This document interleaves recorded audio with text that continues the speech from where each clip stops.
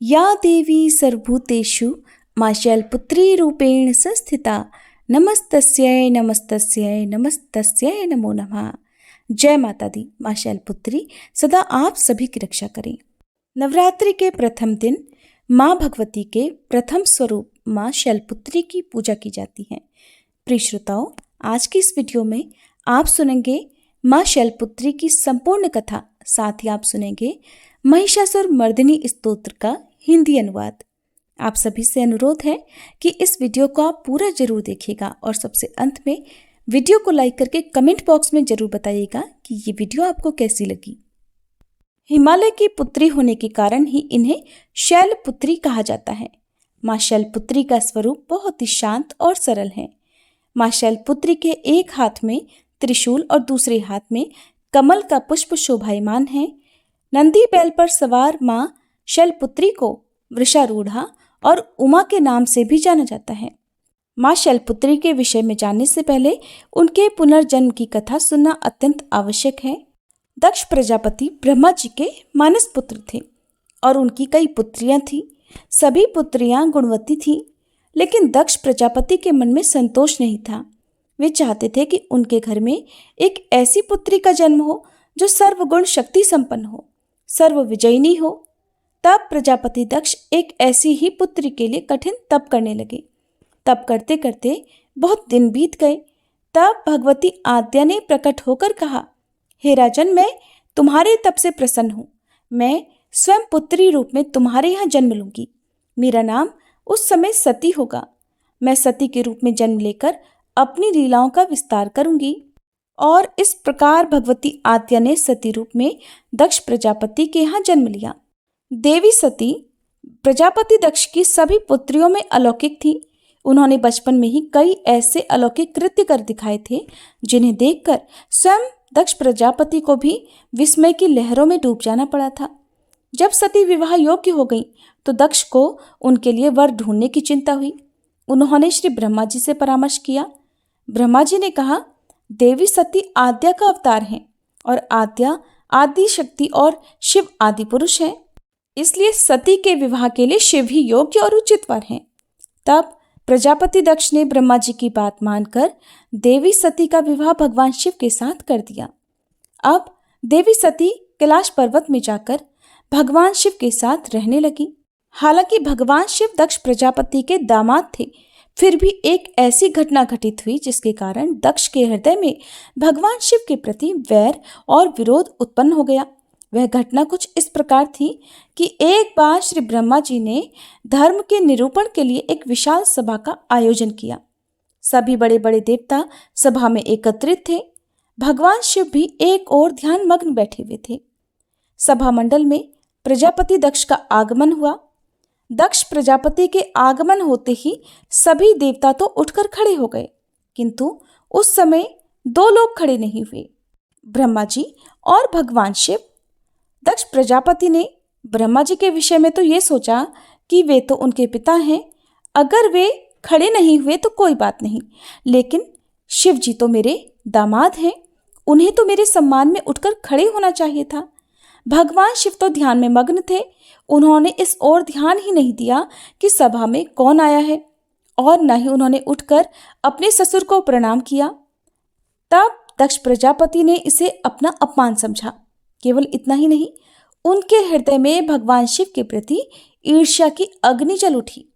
अब वे उनसे बदला लेने के लिए उचित समय और अवसर की प्रतीक्षा करने लगे। भगवान शिव को तो किसी के मान और किसी के अपमान से भला क्या मतलब। वे तो सबको एक समान भाव से देखते हैं। उन्हें तो चारों ओर अमृत ही दिखाई पड़ता है। जहां अमृत होता है फिर वहां कड़वाहट और कसैलेपन का भला क्या काम। भगवान शिव कैलाश पर्वत में रात दिन राम राम कहा करते थे। एक दिन देवी सती के मन में जिज्ञासा उत्पन्न हुई। उन्होंने अवसर पाकर भगवान शिव से एक प्रश्न किया कि हे प्रभु, आप हर समय राम राम क्यों कहते रहते हैं? राम कौन है? तब भगवान शिव ने देवी को उत्तर दिया कि देवी, राम आदि पुरुष हैं, स्वयंभू हैं और मेरे आराध्य हैं, सगुण भी हैं और निर्गुण भी हैं।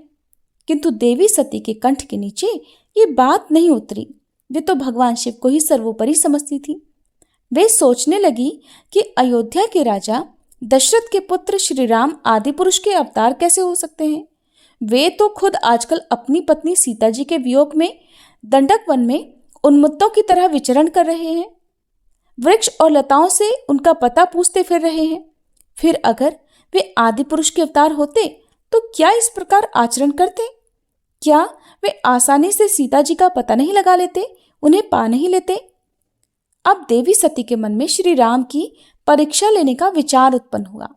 अब देवी खुद सीता जी का रूप धारण करके दंडक वन में जा पहुंची और श्री राम जी के सामने प्रकट हो गई। भगवान श्री राम ने सती को देवी सीता के रूप में देखा तो कहने लगे, माते आप अकेले यहाँ वन में कहाँ घूम रही हैं? भोलेनाथ कहाँ हैं? भोलेनाथ तो नजर नहीं आ रहे।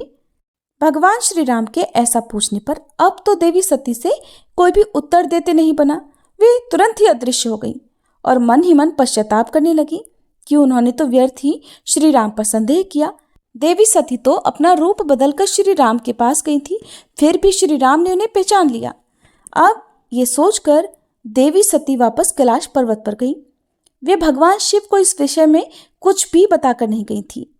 जब भगवान शिव ने उन्हें कैलाश पर्वत पर वापस आते देखा तो कहने लगे, सती आपने सीता जी के रूप में श्री राम की परीक्षा लेकर बिल्कुल भी अच्छा नहीं किया।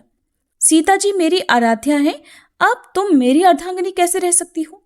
इस जन्म में हम और तुम पति और पत्नी के रूप में नहीं मिल सकते। शिव जी का ये कथन सुनकर देवी सती को बहुत दुख पहुंचा, लेकिन अब क्या हो सकता था? शिव जी के मुख से निकली हुई बात असत्य कैसे हो सकती थी? इसके बाद शिव जी समाधि में लीन हो गए। देवी सती दुख और पश्चाताप की लहरों में डूबने लगी। उन्हीं दिनों देवी सती के पिता कनखल में बहुत बड़ा यज्ञ कर रहे थे। उन्होंने उस यज्ञ में सभी देवी देवताओं और मुनियों को आमंत्रित किया था, किंतु शिव जी को निमंत्रण नहीं भेजा, क्योंकि उनके मन में शिव जी के प्रति ईर्ष्या जो भरी थी। कैलाश पर्वत पर जब देवी सती को ये पता चला कि उनके पिता बहुत बड़ा यज्ञ कर रहे हैं, तो उनका भी मन यज्ञ में सम्मिलित होने के लिए मचल उठा। उसी समय आकाश मार्ग से कई विमान उनके पिता के यहाँ होने वाले यज्ञ में जाते हुए दिखाई पड़े। देवी सती ने उन विमानों को देखकर भगवान शिव से पूछा कि प्रभु, ये सभी विमान किसके हैं और कहाँ जा रहे हैं? तब भगवान शंकर ने उन्हें बताया कि आपके पिता ने एक यज्ञ की रचना की है। देवता और देवांगनाएं इन विमानों में बैठकर उसी यज्ञ में सम्मिलित होने के लिए जा रहे हैं।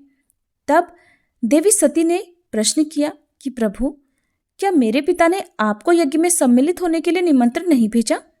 भगवान शिव ने उत्तर दिया कि आपके पिता मुझसे वैर रखते हैं, फिर वे भला मुझे क्यों बुलाने लगे?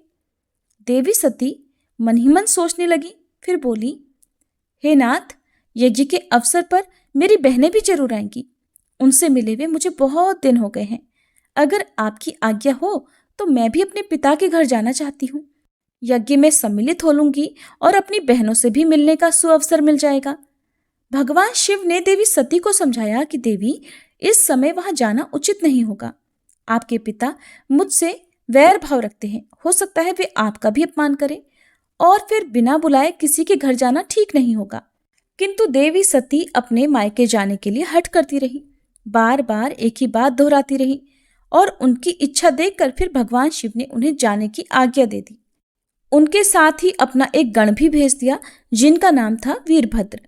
देवी सती वीरभद्र के साथ अपने पिता के घर गई, किंतु वहां पर किसी ने भी उनसे प्रेम पूर्वक व्यवहार नहीं किया। दक्ष ने भी उन्हें देखकर कहा कि तुम यहाँ पर क्या मेरा अपमान कराने आई हो? अपनी बहनों को तो देखो, वे किस तरह तरह के सुंदर अलंकारों और वस्त्र आभूषणों से सुसज्जित है। तुम्हारे शरीर पर तो केवल बाघंबर है। तुम्हारा पति शमशानवासी और भूतों का नायक है, वो तुम्हें बाघंबर छोड़कर भला और पहना भी क्या सकता है? दक्ष के ऐसा कहने से देवी सती के हृदय में पश्चाताप का सागर उमड़ पड़ा। अब वे पश्चाताप करते हुए सोचने लगी कि उन्होंने यहां आकर तो बिल्कुल भी अच्छा नहीं किया। भगवान तो ठीक ही कह रहे थे कि बिना बुलाए पिता के घर भी जाना नहीं चाहिए। अब क्या हो सकता है? अब तो मैं आ ही गई हूं। पिता के कड़वे और अपमानजनक शब्द सुनकर भी देवी सती मौन रही।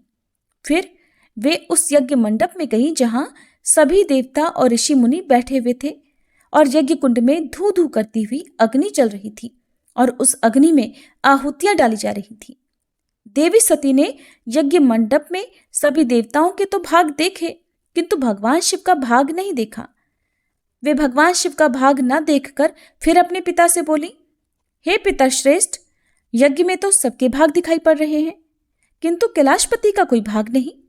आपने उनका भाग क्यों नहीं दिया? प्रजापति दक्ष ने बड़े गर्व से उन्हें बताया, पुत्री, मैं तुम्हारे पति को देवता नहीं समझता। अरे वो तो भूतों का स्वामी, नग्न रहने वाला और हड्डियों की माला धारण करने वाला है। वो देवताओं की पंक्ति में बैठने योग्य नहीं है। भला उसे कौन भाग देगा? ये सुनते ही देवी सती के नेत्र क्रोध से लाल हो गए, उनकी भौहें टेढ़ी हो गई और उनका मुखमंडल प्रलय के सूर्य की तरह दमक उठा। उन्होंने पीड़ा और अपमान से तिल मिलाते हुए कहा, ओह, मैं इन शब्दों को कैसे सुन रही हूं? मुझे धिक्कार है। देवताओं, तुम्हें भी धिक्कार है। तुम भी उन कैलाशपति के लिए इन शब्दों को भला कैसे सुन सकते हो, जो मंगल के प्रतीक हैं और जो क्षण मात्र में संपूर्ण सृष्टि को नष्ट करने की शक्ति रखते हैं। वे मेरे स्वामी हैं। नारी के लिए उसका पति ही स्वर्ग होता है। जो नारी अपने पति के लिए अपमानजनक शब्दों को सुनती है, उसे नरक में जाना पड़ता है। पृथ्वी सुनो, आकाश सुनो और देवताओं तुम भी सुनो। मेरे पिता ने मेरे स्वामी का अपमान किया है। मैं अब एक क्षण भी जीवित नहीं रहना चाहती। देवी सती अपने इन वचनों को समाप्त करती हुई देखते ही देखते यज्ञ के कुंड में कूद पड़ी। जलती हुई आहुतियों के साथ उनका शरीर भी जलने लगा। यज्ञ मंडप में खलबली हो गई, हाहाकार मच गया। देवता उठकर खड़े हो गए। वीरभद्र ये सब देखकर क्रोध से कांप उठे और वे उछल उछल कर यज्ञ का विध्वंस करने लगे। यज्ञ मंडप में भगदड़ मच गई। देवता और ऋषि मुनि भाग खड़े हुए। वीरभद्र ने देखते ही देखते प्रजापति दक्ष का मस्तक काट कर फेंक दिया और ये समाचार कैलाश पर्वत पर विराजमान भगवान शिव को भी पता चला। सुनते ही वे प्रचंड आंधी की तरह कनखल जा पहुंचे। देवी सती के जले हुए शरीर को देखकर भगवान शिव अपने आप को भी भूल गए। देवी सती के प्रेम और उनकी भक्ति ने भगवान के मन को व्याकुल कर दिया था। उन शंकर जी के मन को व्याकुल कर दिया था जिन्होंने काम पर भी विजय पाई थी और जो सारी सृष्टि को नष्ट करने की क्षमता रखते थे। वे देवी सती के प्रेम में खो गए, बेसुध हो गए। फिर भगवान शिव ने उन्मत्त की तरह देवी सती के जले हुए शरीर को कंधे पर रख दिया और वे सभी दिशाओं में भ्रमण करने लगे। भगवान शिव और देवी सती के इस अलौकिक प्रेम को देखकर पृथ्वी रुक गई, हवा रुक गई, जल का प्रवाह ठहर गया। यहाँ तक कि देवतागण भी अपनी अपनी सांसें थामकर इस भयानक और दारुण दृश्य को देखने लगे। सृष्टि व्याकुल हो गई। सृष्टि के सभी प्राणी त्राहिमाम त्राहिमाम करने लगे। भयानक संकट उपस्थित देखकर सृष्टि के पालक भगवान श्रीहरि आगे बढ़े। वे भगवान शिव की बेसुधी में अपने चक्र से देवी सती के एक एक अंग को काट काट कर गिराने लगे। धरती पर 51 जगह पर देवी सती के अंग कट कट कर गिरे। देवी सती के जब सारे अंग कट कर गिर गए, तब भगवान शिव पुनः अपने आप में आए। जब वे अपने आप में आए तो पुनः सृष्टि के सारे कार्य चलने लगे। धरती पर जिन 51 स्थानों पर देवी सती के अंग कट कट कर गिरे थे, वे ही स्थान आज शक्तिपीठ के नाम से जाने जाते हैं। आज भी उन स्थानों में देवी सती का पूजन होता है, उपासना की जाती है। इस प्रकार यज्ञ मंडप में अपने शरीर को भस्म करने के बाद देवी सती ने हिमालय के घर पर उनकी पुत्री के रूप में जन्म लिया था। हिमालय अर्थात शैल की पुत्री होने के कारण ही उन्हें अगले जन्म में शैलपुत्री रूप में पूजा जाने लगा। प्रिय श्रोताओं, ये थी शैलपुत्री माँ की कथा। अब सुनिए श्री महिषासुर मर्दिनी स्तोत्र का हिंदी अनुवाद। हे हिमालय राज की पुत्री, हे गिरिजा देवी, विश्व को आनंदित करने वाली देवी, नंदीगणों द्वारा पूजित, गिरिश्रेष्ठ विंध्याचल के शिखर पर निवास करने वाली देवी, अपनी लीला से भगवान श्री विष्णु को प्रसन्न करने वाली, इंद्रदेव के द्वारा नमस्कृत, भगवान नीलकंठ की पत्नी, विश्व में विशाल कुटुंब वाली और विश्व को संपन्नता देने वाली, हे महिषासुर का मर्दन करने वाली भगवती, अपने बालों की लता से आकर्षित करने वाली पर्वत की पुत्री, आपकी जय हो, जय हो, जय हो। देवों को वरदान देने वाली, दुर्धर और दुर्मुख असुरों को मारने वाली और स्वयं में ही हर्षित रहने वाली, तीनों लोकों का पोषण करने वाली, शंकर जी को संतुष्ट करने वाली, पापों को हरने वाली और घोर गर्जना करने वाली, दानवों पर क्रोध करने वाली, अहंकारियों के घमंड को सुखा देने वाली, समुद्र की पुत्री, हे महिषासुर का मर्दन करने वाली, अपने बालों की लता से आकर्षित करने वाली पर्वत की पुत्री, आपकी जय हो, जय हो, जय हो। हे जगत माता, हे मेरी माँ, प्रेम से कदम के वन में वास करने वाली, हास्य भाव में रहने वाली, हिमालय के शिखर पर स्थित, अपने भवन में विराजित, मधु की तरह मधुर, मधु कैटभ का मद नष्ट करने वाली, महिष को विदीर्ण करने वाली, सदा युद्ध में लिप्त रहने वाली, हे महिषासुर का मर्दन करने वाली, अपने बालों की लता से आकर्षित करने वाली पर्वत की पुत्री, आपकी जय हो, जय हो, जय हो। शत्रुओं के हाथियों की सूंड काटने वाली और उनके 100 टुकड़े करने वाली, जिनका सिंह शत्रुओं के हाथियों के सर अलग अलग टुकड़े कर देता है, अपनी भुजाओं के अस्त्रों से चंड और मुंड के शीश काटने वाली, हे महिषासुर का मर्दन करने वाली और अपने बालों की लता से आकर्षित करने वाली पर्वत की पुत्री, आपकी जय हो, जय हो, जय हो। रण में मदोन्मत्त शत्रुओं का वध करने वाली, अजर अविनाशी शक्तियां धारण करने वाली, प्रमथनाथ अर्थात शिवजी की चतुराई जानकर उन्हें अपना दूत बनाने वाली, दुर्मति और बुरे विचार वाले दानव के दूत के प्रस्ताव का अंत करने वाली, हे महिषासुर का मर्दन करने वाली, अपने बालों की लता से आकर्षित करने वाली पर्वत की पुत्री, आपकी जय हो, जय हो, जय हो। शरणागत शत्रुओं की पत्नियों के आग्रह पर उन्हें अभयदान देने वाली, तीनों लोकों को पीड़ित करने वाले, दैत्यों पर प्रहार करने योग्य त्रिशूल धारण करने वाली, देवताओं की दुंदुभी से दुमी दुमी की ध्वनि को सभी दिशाओं में व्याप्त करने वाली, हे महिषासुर का मर्दन करने वाली, अपने बालों की लता से आकर्षित करने वाली पर्वत की पुत्री, आपकी जय हो, जय हो, जय हो।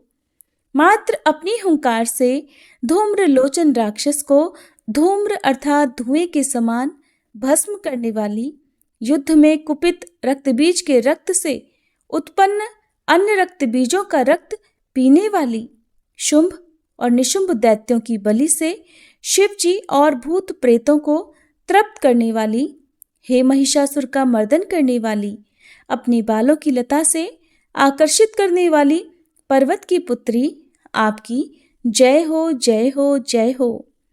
युद्ध भूमि में जिनके हाथों के कंगन धनुष के समान चमकते हैं, जिनके सोने के तीर शत्रुओं को विदीर्ण करके लाल हो जाते हैं और उनकी चीखें निकालते हैं, चारों प्रकार की सेनाओं, हाथी, घोड़ा, पैदल, रथ का संहार करने वाली, अनेक प्रकार की ध्वनि करने वाले, बटुकों को उत्पन्न करने वाली, हे महिषासुर का मर्दन करने वाली, अपने बालों की लता से आकर्षित करने वाली पर्वत की पुत्री, आपकी जय हो, जय हो, जय हो।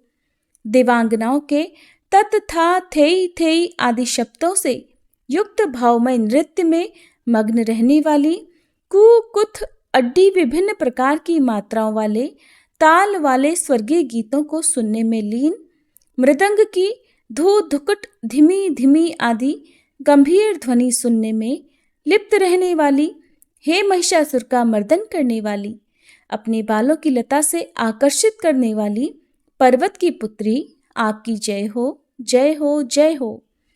जय जयकार करने और स्तुति करने वाले, समस्त विश्व के द्वारा नमस्कृत, अपने नुपुर के झंझन और झिमझिम शब्दों से भूतपति महादेव को मोहित करने वाली, नटी नटों के नायक अर्धनारीश्वर के नृत्य से सुशोभित नाट्य में तल्लीन रहने वाली, हे महिषासुर का मर्दन करने वाली, अपने बालों की लता से आकर्षित करने वाली पर्वत की पुत्री, आपकी जय हो, जय हो, जय हो। आकर्षक कांति के साथ अति सुंदर मन से युक्त और रात्रि के आश्रय अर्थात चंद्रदेव की आभा को अपने चेहरे की सुंदरता से फीका करने वाली, काले भंवरों के समान सुंदर नेत्रों वाली, हे महिषासुर का मर्दन करने वाली, अपने बालों की लता से आकर्षित करने वाली पर्वत की पुत्री, आपकी जय हो, जय हो, जय हो। महायोद्धाओं से युद्ध में चमेली के पुष्पों की तरह कोमल स्त्रियों के साथ रहने वाली तथा चमेली की लताओं की तरह कोमल भील स्त्रियों से जो झिंगुरों के झुंड की घिरी घिरी हुई हैं, चेहरे पर उल्लास से उत्पन्न उषा काल के सूर्य और खिले हुए लाल पुष्प के समान मुस्कान वाली, हे महिषासुर का मर्दन करने वाली, अपने बालों की लता से आकर्षित करने वाली पर्वत की पुत्री, आपकी जय हो, जय हो, जय हो। जिसके कानों से लगातार मद बहता रहता है, उस हाथी के समान उत्तेजित, हे गजेश्वरी, तीनों लोकों के आभूषण, रूप, सौंदर्य, शक्ति और कलाओं से सुशोभित, हे राजपुत्री, सुंदर मुस्कान वाली स्त्रियों को पाने के लिए मन में मोह उत्पन्न करने वाली मनमथ की पुत्री के समान, हे महिषासुर का मर्दन करने वाली, अपने बालों की लता से आकर्षित करने वाली पर्वत की पुत्री, आपकी जय हो, जय हो, जय हो। जिनका कमलदल के समान कोमल, स्वच्छ और कांति से युक्त मस्तक है, हंसों के समान जिनकी चाल है, जिनसे सभी कलाओं का उद्भव हुआ है, जिनके बालों में भंवरों से घिरे कुमुदनी के पुष्प और बकुल पुष्प सुशोभित हैं, उन महिषासुर का मर्दन करने वाली, अपने बालों की लता से आकर्षित करने वाली पर्वत की पुत्री, जय हो, जय हो, जय हो। जिनके हाथों की मुरली से बहने वाली ध्वनि से कोयल की आवाज भी लज्जित हो जाती है, जो खिले हुए फूलों से रंगीन पर्वतों से विचरती हुई पुलिंद जनजाति की स्त्रियों के साथ मनोहर गीत गाती हैं, जो सद्गुणों से संपन्न शबरी जाति की स्त्रियों के साथ खेलती हैं, उन महिषासुर का मर्दन करने वाली, अपने बालों की लता से आकर्षित करने वाली पर्वत की पुत्री, आपकी जय हो, जय हो, जय हो। जिनकी चमक से चंद्रमा की रोशनी फीकी पड़ जाए, ऐसे सुंदर रेशम के वस्त्रों से जिनकी कमर सुशोभित है, देवताओं और असुरों के सर झुकने पर उनके मुकुट की मणियों से जिनके पैरों के नाखून चंद्रमा की तरह दमकते हैं, और जैसे सोने के पर्वतों पर विजय पाकर कोई हाथी मदोन्मत्त हो जाता है, वैसे ही देवी के उरोज कलश की तरह प्रतीत होते हैं। ऐसी हे महिषासुर का मर्दन करने वाली, अपने बालों की लता से आकर्षित करने वाली पर्वत की पुत्री, आपकी जय हो, जय हो, जय हो। सहस्त्रों दैत्यों के सहस्त्रों हाथों से सहस्त्रों युद्ध जीतने वाली और सहस्त्रों हाथों से पूजित सुर तारक उत्पन्न करने वाली, उसका तारकासुर के साथ युद्ध कराने वाली, राजा सुरथ और समाधि नामक वैश्य की भक्ति से समान रूप से संतुष्ट होने वाली, हे महिषासुर का मर्दन करने वाली, बालों की लता से आकर्षित करने वाली पर्वत की पुत्री, आपकी जय हो, जय हो, जय हो। जो भी आपके दयामय पद कमलों की सेवा करता है, हे कमले, वह व्यक्ति कमल निवास कैसे न बने। हे शिवे, आपके पद कमल ही परम पद हैं, उनका ध्यान करने पर भी परम पद में कैसे नहीं पाऊंगा। हे महिषासुर का मर्दन करने वाली, बालों की लता से आकर्षित करने वाली पर्वत की पुत्री, आपकी जय हो, जय हो, जय हो। सोने के समान चमकते हुए नदी के जल से जो आपके रंग भवन में छिड़काव करेगा, वो इंद्राणी के वक्ष से आलिंगित होने वाले इंद्र के समान सुखानुभूति को क्यों नहीं पाएगा। हे वाणी, हे महासरस्वते, आप में मांगल्य का निवास है, मैं आपके चरणों की शरण लेता हूँ। हे महिषासुर का मर्दन करने वाली, बालों की लता से आकर्षित करने वाली पर्वत की पुत्री, आपकी जय हो, जय हो, जय हो। आपका निर्मल चंद्र समान मुख चंद्रमा का निवास है, जो सभी अशुद्धियों को दूर कर देता है। नहीं तो क्यों मेरा मन इंद्रपुरी की सुंदर स्त्रियों से विमुख हो गया है। मेरे मत के अनुसार आपकी कृपा के बिना शिव नाम के धन की प्राप्ति कैसे संभव हो सकती है?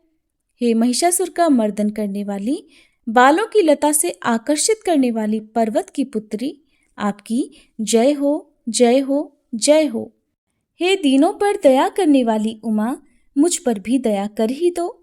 हे जगत जननी, जैसे आप दया की वर्षा करती हो, वैसे ही तीरों की भी वर्षा करती हो। इसलिए इस समय जैसा आपको उचित लगे वैसा करो। मेरे पाप और ताप दूर कर दो।